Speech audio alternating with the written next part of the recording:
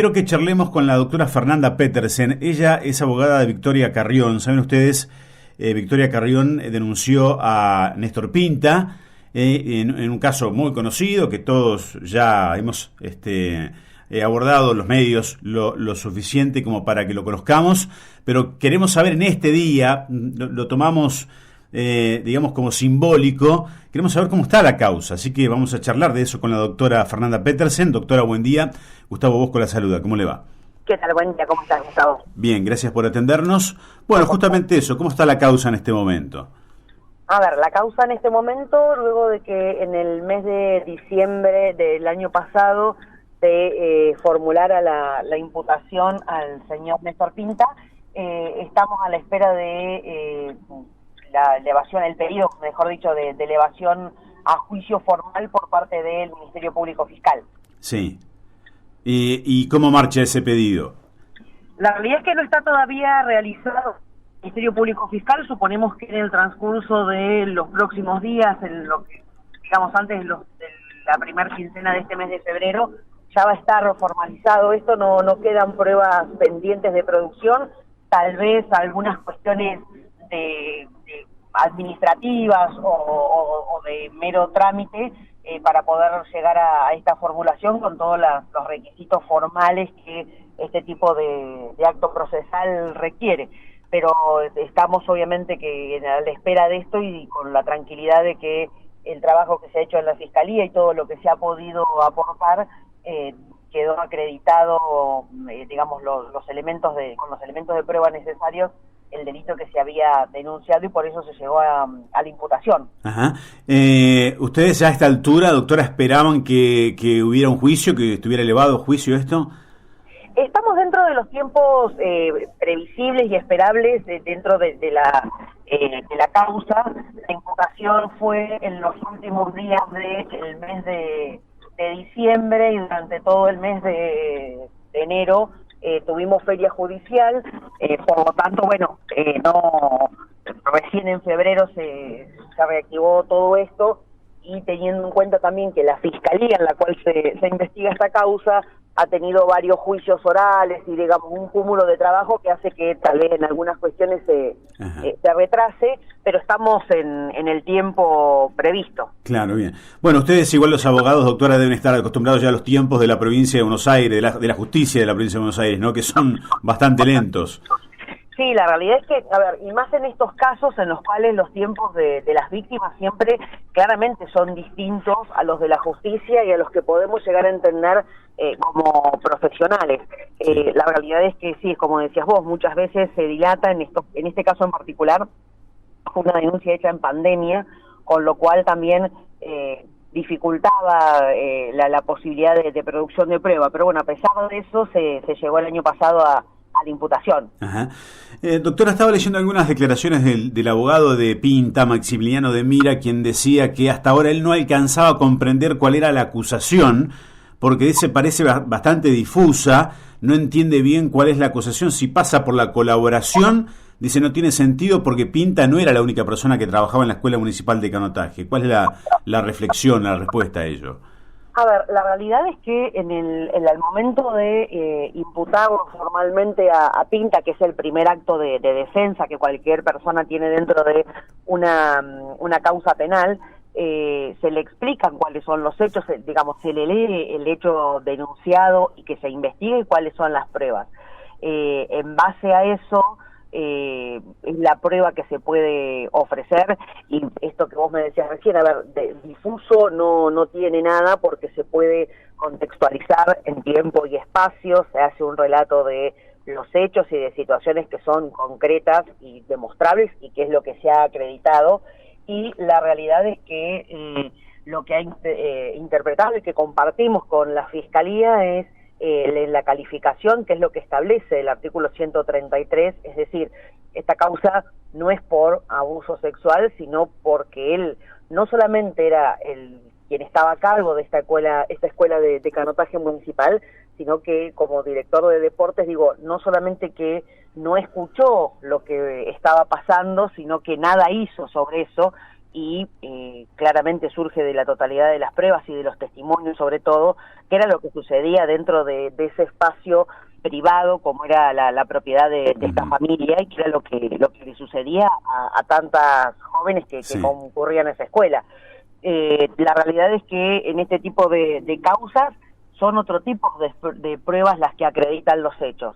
En este caso está no solamente validado el testimonio y la denuncia de Victoria y de la otra víctima por pericias psicológicas, por certificados, por constancias, revalidado también por dichos de muchas otras mujeres y testigos que pudieron prestar declaración, que muchas veces en estas causas no se da de tener tanta prueba.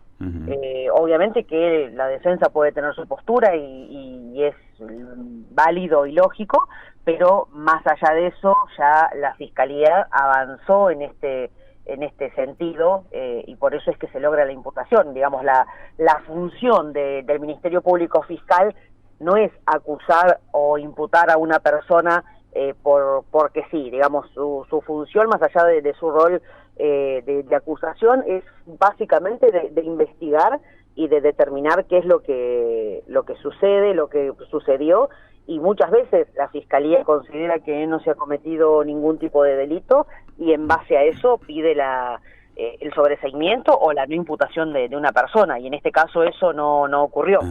Doctora, cuando usted decía hace un ratito que Néstor Pinta en su momento no hizo nada tampoco para evitar esto, ¿quiere decir también que antes de esta denuncia en la justicia y que se conociera públicamente, las chicas a Néstor Pinta le dijeron lo que estaba pasando?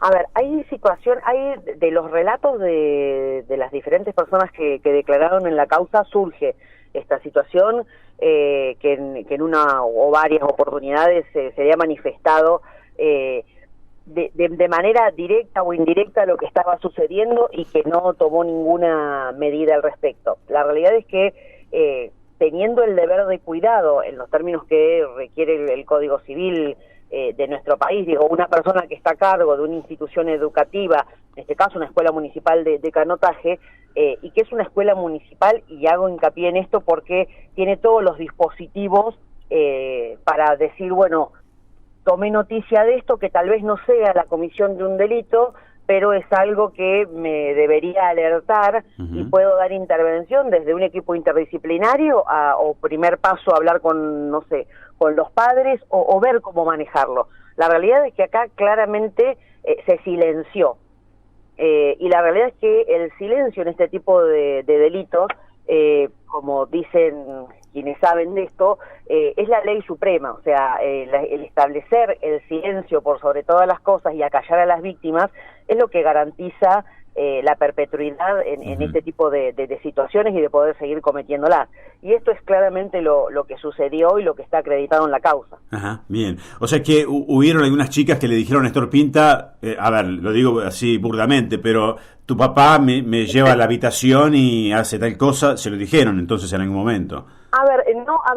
Más allá de cómo lo hayan podido decir, o cómo lo haya podido decir esa persona, él estaba en conocimiento de esta situación, de que alguien, digamos, de que las chicas entraran en la habitación para que esta persona hiciera masajes, era conocido por todo el mundo. Y hay situaciones, o una situación en particular, que él tendría que haber dicho, bueno, a ver, me excede mi conocimiento, yo soy un deportista, que esto es una escuela, son menores de edad, tengo una responsabilidad civil, en este caso, bueno, a ver, pero ni siquiera pensándolo en términos de responsabilidad legal me refiero. Digo, pertenezco a un estamento público donde están todas las áreas dispuestas y disponibles para poder abordar estas cuestiones. Bueno, esto no sucedió, por el contrario. Entonces creo que esto es lo que muestra a la fiscal, que las denuncias que se hicieron, no solamente que obviamente son verdad, sino que hay elementos de prueba, porque muchas veces puede pasar que una víctima denuncie que la justicia no tiene las pruebas suficientes para avanzar. En este caso están las denuncias y están las pruebas, por eso se avanzó. Claro, para que todos, sin entrar, no quiero entrar en detalles específicos ni nada por el estilo, pero para que nos hagamos una idea, el papá de Néstor Pinta llevaba a las chicas a una habitación para hacerles supuestamente masajes, y Pinta estaba ahí, en la misma casa, en esos momentos.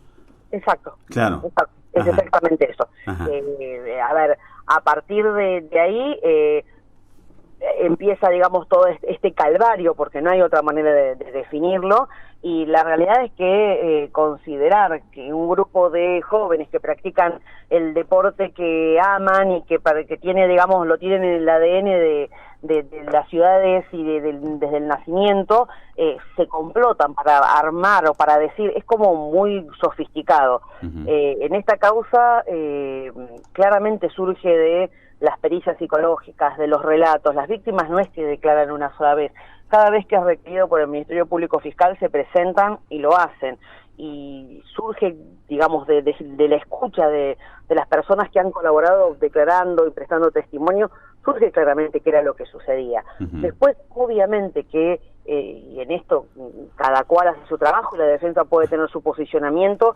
pero la fiscal, vuelvo a repetir, su función es imputar cuando existen elementos de prueba, si no, por más que no lo hubiera podido hacer, o sea, para poder imputar a una persona tiene que haber las pruebas suficientes para vencer el principio de inocencia que toda persona en la Argentina tiene como base constitucional.